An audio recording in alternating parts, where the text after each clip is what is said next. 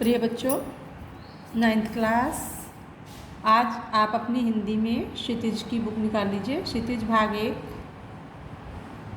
उसमें आज हम पढ़ेंगे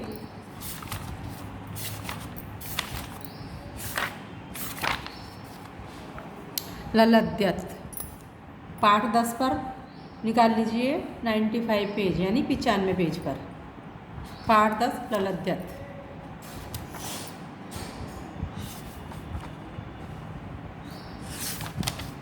ये तो इसमें आज हम पढ़ेंगे ललद्यत। तो देखिए बच्चों, कश्मीरी भाषा की लोकप्रिय संत कवयित्री ललद्यत का जन्म सन 1320 के लगभग कश्मीर स्थित पाम्पोर के सिमपुरा गांव में हुआ था। उनके जीवन के बारे में प्रमाणिक जानकारी नहीं मिलती है। ललद्यत को लल्लेश्वरी, लला, लल योगेश्वरी, ललारिफा आदि नामों से भी जाना जाता है। उनका देहांत सन 1391 के आसपास माना जाता है। ललद्यत की काव्य शैली को बाक कहा जाता है। जो उनकी काव्य शैली है वो बाक में उन्होंने लिखी है। उसको क्या नाम दिया उन्होंने? बाक। जिस तरह हिंदी में कबीर के दोहे, मीरा के पद, तुलसी की चौपाई, रसगान के सवैये प्रसिद्ध हैं, उसी तरह ललद्यत की क्या प्रसिद्ध है?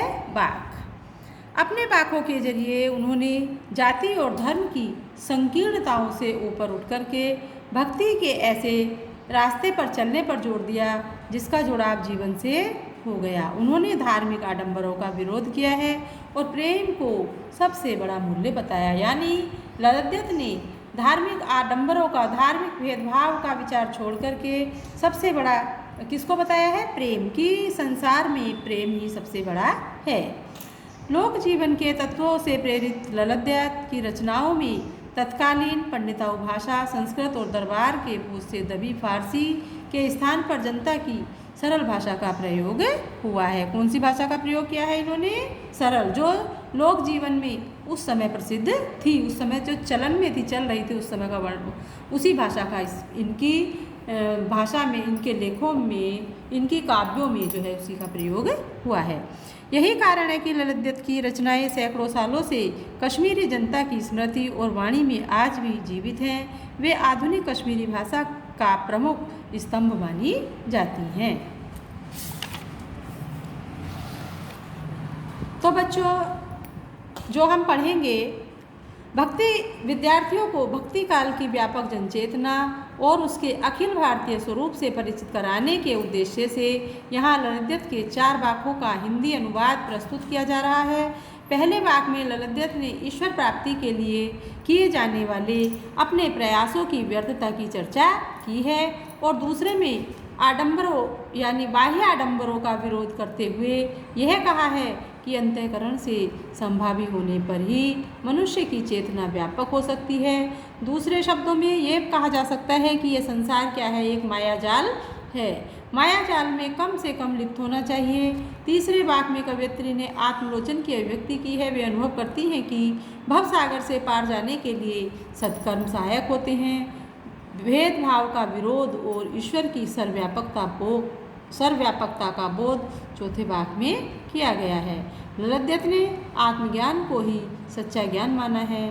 प्रस्तुत वाक्यों का अनुवाद मीराकांत ने किया है। तो जो अभी आप इसमें पढ़ेंगे, वाक्य में क्या पढ़ेंगे? इसमें जो पूरा सार है इसका क्या है? क्या कहती हैं? कवयित्री का मानना है कि ये संसार जो है क्षणभंगुर है, क्षण भर में नष्ट होने वाला है। इसमें जो है परमात्मा से मिलन के लिए प्रयास करना चाहिए। क्या कहती है कवयित्री? कवयित्री का कहना है कि परमात्मा से मिलन के लिए उसके मन में जो है एक तड़प सी उठती है और वह चाहती है कि उनकी मुक्ति का द्वार खुल जाए। तो वो समझाती है कि मनुष्य को समभोगी होना चाहिए। मनुष्य को पूरी तरह ना तो मनुष्य भोगी हो और ना ही त्यागी हो, है ना, योगी। तब उसको मध्य मार्ग अपनाना चाहिए। उसी के द्वारा परमात्मा की प्राप्ति हो सकती है। यानी ये भी कहती हैं कि मनुष्य को ईश्वर को प्राप्त करने के लिए सबसे पहले स्वयं को पहचानना आवश्यक है। ईश्वर मनुष्य के अंदर ही विराजमान होते हैं, यदि वो खोजे तो उसको ईश्वर को जो है मनुष्य के अंदर ही उसको प्राप्त हो जाते हैं। तो क्या कहती हैं इस वाक्य के जरिए ललद्यत कवयित्री क्या कहती हैं, आगे हम पढ़ेंगे, निकाल लीजिए।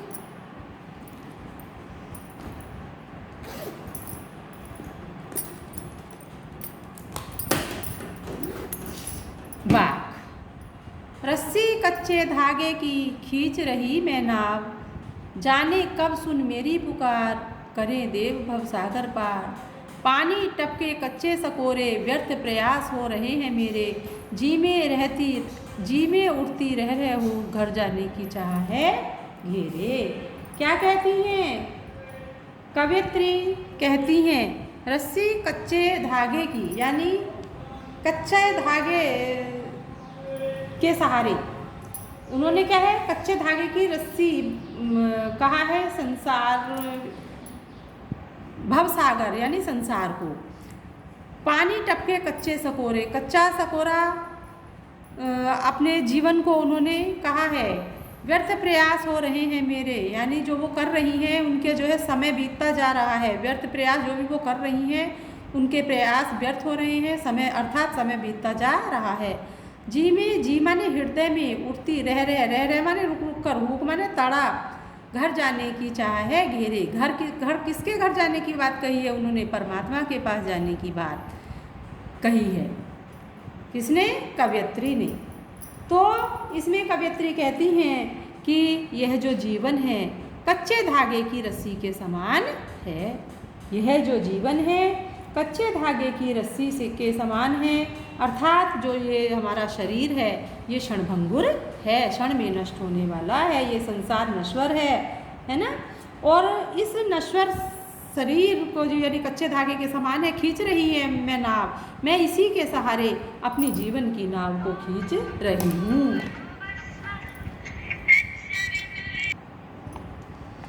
तो कवयित्री कहती है कि क्या कहती है? यह जीवन जो है कच्चे धागे की रस्सी के समान नश्वर है, खींच रही मैं नाव, जिसके सहारे मैं प्रभु भक्ति की नाव को खींच रही हूँ।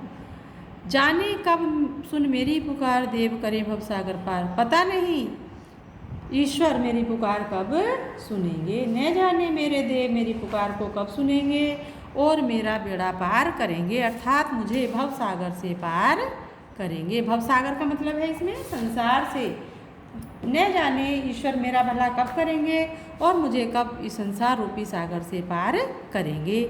पानी टपके कच्चे सकोरे, व्यर्थ प्रयास हो रहे हैं मेरे, यानी पानी टपके कच्चे सकोरे, जिस प्रकार से कच्चे सकोरे, सकोरा जानते हो बेटा, मिट्टी का बना हुआ एक पात्र होता है, मिट्टी का बना हुआ एक पात्र होता है, उसमें से पानी टप टप टपकता रहता है ना। तो क्या कहा है? मिट्टी के पात्र किसके समान बताया है? कि समय बीतता जा रहा है, मिट्टी का पात्र बताया है समय को, यानी कि कच्चे मिट्टी से बनी हुई सकोरे से जो है पानी टपक रहा है, अर्थात समय बीतता जा रहा है, व्यर्थ प्रयास हो रहे हैं मेरे। और क्या है?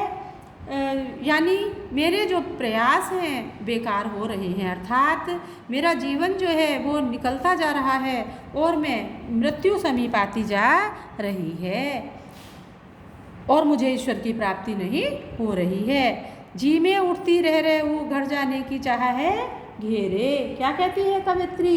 कवयित्री कहती है कि मेरे हृदय में रुक रुक करके तड़प उठती है, रह करके रुक रुक कर तड़प, भूख माने तड़प उठती है, मेरे हृदय में रह करके तड़प उठ रही है, घर जाने की चाह है घेरे। और कि क्या तड़प उठ रही है कि पता नहीं कब अपने प्रभु से मिलूंगी, अर्थात ईश्वर की मुझे प्राप्ति होगी, अर्थात मैं परमात्मा के धाम को कब जाऊंगी। तो इसमें भक्ति का जो है वर्णन किया गया है ना। इसमें इस पद्यांश के सहारे कवयित्री की भक्ति भावना को व्यक्त किया गया है। ये रह कर है, रह में कौन सी पुनरुक्ति? प्रकाश अलंकार है, इसमें पुनरुक्ति बार बार आ रहा है तो ये पुनरुक्ति अलंकार है। इसमें भाषा इसकी सरल है और मधुर भी है बच्चों। तो इस प्रकार से हमें इसकी व्याख्या भी करनी होगी। जैसे अभी हमें इसकी मान लीजिए व्याख्या करनी है तो कैसे करेंगे? प्रस्तुत पहले लिखेंगे हम संदर्भ में लिखेंगे प्रस्तुत पंक्तियाँ हमारी पाठ्य पुस्तक क्षितिज के पाठ बाग से ली गई है। इसकी कवयित्री कौन है? ललित दत्त हैं। इस प्रकार से फिर हम प्रसंग में बताएंगे कि इसमें कवयित्री ने ईश्वर की प्राप्ति के लिए प्रयास जो कर रही है उसका वर्णन किया है और फिर इसकी हम व्याख्या करेंगे जो भी मैंने आपको बताई है। फिर हम इसका विशेष लिखेंगे। इस प्रकार से आप तैयार करना स्वयं से, ये बार बार बताने वाली बातें नहीं होती हैं, ठीक है। तो आ गई इसकी व्याख्या, आपको समझ में आ गई होगी। फिर से बता दूं एक बार, समझ लेना है ना, पढ़ना फिर से। अब अगला मैं पढ़ाई देती हूँ। खा खा कर कुछ पाएगा नहीं, न खाकर बनेगा अहंकारी। सम खा तभी होगा संभावी, खुलेगी साकल बंद द्वार की। खा खा कर कुछ पाएगा नहीं। क्या कहती है कवयित्री? कवयित्री कहती है खा खा कर कुछ पाएगा नहीं। हे मनुष्य, तू सांसारिक भोगों में लीन होता रहेगा, इस संसार की भोग विलास इसी में लगा रहेगा तो तुझे कुछ भी प्राप्त होने वाला नहीं है।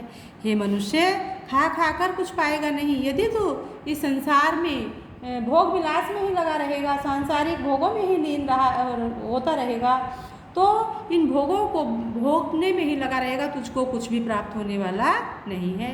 न खाकर बनेगा अहंकारी। और यदि तू इस सांसारिक मोह माया से छूट जाता है, भोग विलास सांसारिक जो भी हैं इनसे यदि छूट जाता है तो तुझे क्या है? अहंकार हो जाएगा। तो फिर तेरे जीवन में अहंकार उत्पन्न हो जाएगा। इसलिए तू क्या कर? तू भोग और त्याग के मध्य का भाग चुन ले। सम खा तभी होगा संभावी। भोग और अहंकार, भोगी भी मत बन और अहंकारी भी मत बन। तू क्या है? इन दोनों के मध्य का भाग चुन ले, खुलेगी साकल बंद द्वार की। अर्थात तभी तेरे जो है जो बंद द्वार, यानी तभी तुझे परमात्मा की प्राप्ति हो सकती है, तभी तू महान त्यागी बन सकता है, अर्थात तेरा प्रभु से मिलन होगा। कहने का अभिप्राय ये है कि कवयित्री जो है मनुष्य को ईश्वर प्राप्ति का एक रास्ता बता रही है। कह रही है कि खा खा कर कुछ पाएगा नहीं। यदि तू इस संसार के भोग विलास में लगा रहेगा तभी तुझको कुछ प्राप्त होने वाला नहीं है। और यदि तू इस संसार को त्याग करके बैरागी हो जाएगा तो तुझे अहंकार हो जाएगा। इसलिए तू अहंकारी भी मत बन और भोग विलासी भी मत बन। तू बीच का मार्ग अपना ले तो तुझे ईश्वर की प्राप्ति हो सकती है। आगे देखिए, आई सीधी राह से गई न सीधी राह, सुषुम सेतु पर खड़ी थी बीत गया दिन आहा, जेब टटोली कोड़ी न पाई, माझी को दूं क्या उतराई। आई सीधी राह से गई न सीधी राह। कवयित्री कहती है कि मैं आई तो सीधी राह पर थी किंतु उल्टी राह पर चढ़ पड़ी। आई तो मैं सीधी राह से थी, राह माने रास्ते से, गई न सीधी राह लेकिन सीधे रास्ते पर नहीं चल पड़ी, मैं उल्टे रास्ते पर चल पड़ी। सुषुम सेतु पर खड़ी थी बीत गया दिन। अर्थात कहने का अभिप्राय ये है सुषुम सेतु पर, सुषुम यानी सुषुम्ना नाड़ी के मध्य में होती है, उस पर ही खड़ी रही, उसी के सेतु यानी उस पर पुल बनाकर खड़ी रही। ऐसे ही सारा दिन जो है, सारा जीवन जो है वो बीत गया। जेब टटोली कोड़ी न पाई, माझी को दूं क्या उतराई। अंत में वो कहती है कि इसी प्रकार से मेरा जीवन व्यर्थ हो गया, जीवन निकल गया और मृत्यु निकट आती गई। जब क्या हुआ, जब ईश्वर के पास पहुंची तो मैं बिल्कुल खाली थी। अब मैं माझी किसको कहा है? ईश्वर को। अब मैं ईश्वर को क्या मुंह दिखाऊं, अर्थात ईश्वर से क्या कहूं, अर्थात उसको क्या उतराई दूं। यानी इसमें क्या कहा है? इसमें कहा है कवयित्री ने कि मनुष्य जो है जो भक्ति में जब लीन हो जाता है तो क्या है, एक ईड़ा नाड़ी और पिंगला नाड़ी, यानी बाईं तरफ की नाड़ी को ईड़ा नाड़ी बताया है और दाहिनी ओर की जो नाड़ी है उसे पिंगला नाड़ी बताया है। तो ईड़ा पिंगला ये रीढ़ की हड्डी के दाएं बाएं होती हैं। तो मध्य का रास्ता सुषुम्ना नाड़ी का बताया है। तो वही कह रही है कि आई सीधी राह से गई न सीधी राह, मैं सीधे रास्ते से आई थी और गलत रास्ते पर यानी उल्टे रास्ते पर चली गई। मैं इसी प्रकार से सुषुम्ना नाड़ी यानी मध्य का मार्ग अपनाकर ही खड़ी हो गई, अर्थात अपनी कुंडली जागरण में ही लगी रही। इस प्रकार से दिन जो है वो बीत गया। अंत में क्या हुआ, मृत्यु निकट आती गई और जब मैं ईश्वर से मेरी भेंट हुई तो अब मैं देख रही हूँ, अर्थात मेरी जेब खाली है। अब मैं ईश्वर को क्या मुँह दिखाऊँ, अर्थात क्या उतराई दूँ।